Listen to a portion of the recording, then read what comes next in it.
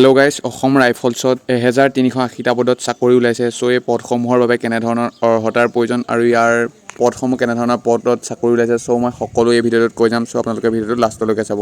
Assam rifles requirement 2022 আৰু ইয়াৰ মই প্ৰথমতে আপোনালোকৰ লাষ্ট ডেটটো কৈ দিওঁ। অনলাইন এপ্লাইৰ লাষ্ট ডেট হৈছে 20 জুলাই 2022 চন আৰু ইয়াত গ্ৰুপ বি আৰু গ্ৰুপ চি পদত চাকৰি ওলাইছে। এতিয়া মই আপোনালোকক পদসমূহৰ বিষয়ে ডিটেইলছত ক'ম। Assam Rifles Requirement 2022 name of the post tradesmen. পোষ্টটো হৈছে ট্ৰেডমেনৰ হয় আৰু ট্ৰেডমেনৰ এইকেইটাও ভাগ কৰি দিয়া হৈছে। এতিয়া মই কৈছোঁ নাম্বাৰ অফ পোষ্ট, মুঠ পদ আছে 1380টা আছে মুঠ পদ।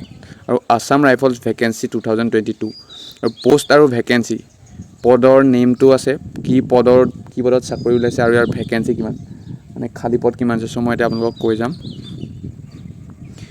Bridge and road male and ফিমেলৰ ক্ষেত্ৰত আছে, ইয়াৰ ভেকেঞ্চি আছে 17টা।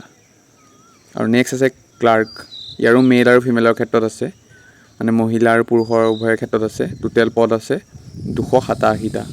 আৰু ৰিলিজন টিচাৰ্ছৰ পদ আছে 9টা আছে। Operator radio' and line, year total পদ আছে 729টা। আৰু ৰেডিঅ' মেকানিকৰ টোটেল পদ আছে 72টা, 72টা আছে। আৰু অৰ্মনাৰ ক্ষেত্ৰত আছে 48টা, 48টা পদ আছে। লেব এছিষ্টেণ্টৰ পদ আছে 13টা। আৰু নাৰ্ছিং এছিষ্টেণ্টৰ পদ আছে 100টা। ভেটেনেৰী ফিল্ড এছিষ্টেণ্টৰ পদ আছে 10টা। আৰু পেৰামেডিকেলৰ ক্ষেত্ৰত আছে 15টা পদ। আৰু ৱাছমেনৰ ক্ষেত্ৰত আছে 80টা। আৰু টোটেল পদ হ'ল 1380টা পদ। আৰু এতিয়া ইয়াত এজ লিমিট ধৰি দিছে, অৰ্থাৎ বয়সৰ সীমা ধৰি দিছে 18 বছৰৰ পৰা 23 বছৰৰ ভিতৰত হ'ব লাগিব। এতিয়া হৈছে এডুকেশ্যন কোৱালিফিকেশ্যন, অৰ্থাৎ আপোনালোকৰ অৰ্হতা কিমান হ'ব লাগিব। মই এতিয়া আপোনাৰ পদসমূহৰ ভিত্তিত কৈ গৈছোঁ। প্ৰথমটো পদ আছিলে ট্ৰেড, ব্ৰিজ এণ্ড ৰোড, আৰু এইটো বোথ মেল এণ্ড ফিমেলৰ ক্ষেত্ৰত আছে।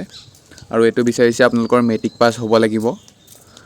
আৰু মেট্ৰিক পাছ হ'ব লাগিব আপোনালোক, আৰু ডিপ্ল'মা ইন চিভিল ইঞ্জিনিয়াৰিং, আপোনালোকৰ ডিপ্ল'মা থাকিব লাগিব চিভিল ইঞ্জিনিয়াৰিং। 3 বছৰ আপোনালোকৰ 3 বছৰীয়া ডিপ্ল'মা থাকিব লাগিব। আৰু ছেকেণ্ড পদটো হৈছে ট্ৰেড ক্লাৰ্ক, আৰু এইটো বোথ পুৰুষ আৰু মহিলাৰ উভয়ৰ ক্ষেত্ৰত আছে। আৰু এইটোৰ ক্ষেত্ৰত আপোনালোকৰ হায়াৰ ছেকেণ্ডেৰী পাছ কৰা হ'ব লাগিব।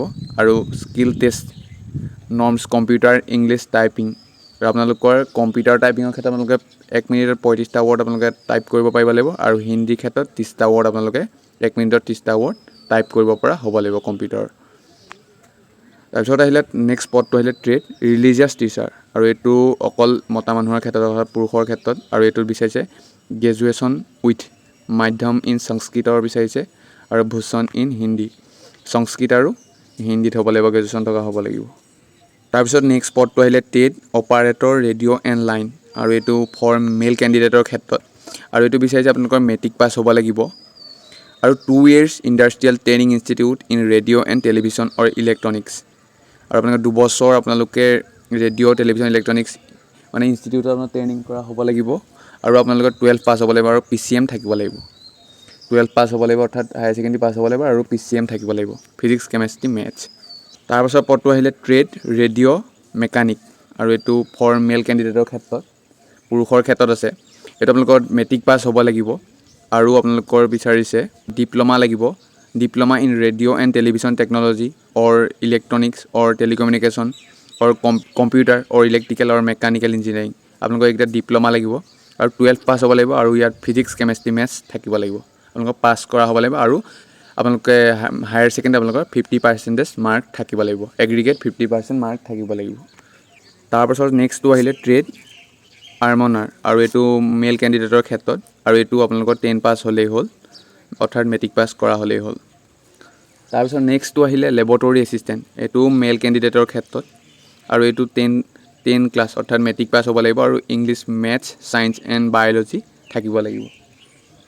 তাৰপাছৰ পদটো হৈছে নাৰ্ছিং এছিষ্টেণ্ট, আৰু এইটো মেল কেণ্ডিডেটৰ ক্ষেত্ৰত।